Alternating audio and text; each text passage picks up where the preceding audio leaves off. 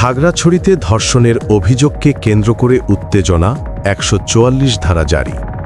খাগড়াছড়ি জেলায় এক স্কুল ছাত্রীকে ধর্ষণের অভিযোগের ঘটনায় উত্তেজনা দেখা দিয়েছে। এই পরিস্থিতি নিয়ন্ত্রণে রাখতে জেলা প্রশাসন অনির্দিষ্টকালের জন্য ১৪৪ ধারা জারি করেছে।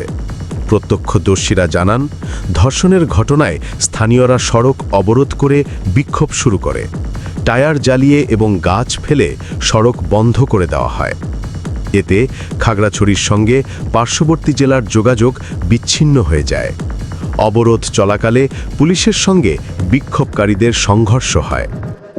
পরিস্থিতি নিয়ন্ত্রণে আনতে আইনশৃঙ্খলা বাহিনী ফাঁকা গুলি ও টিয়ারশেল নিক্ষেপ করে।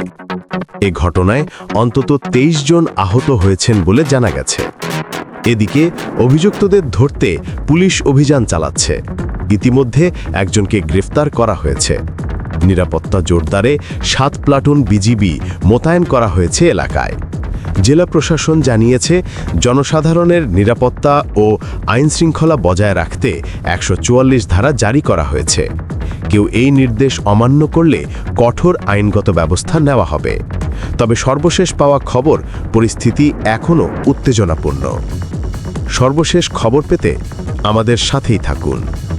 সাবস্ক্রাইব করুন SMA TV 24। সত্য প্রকাশে অনড়।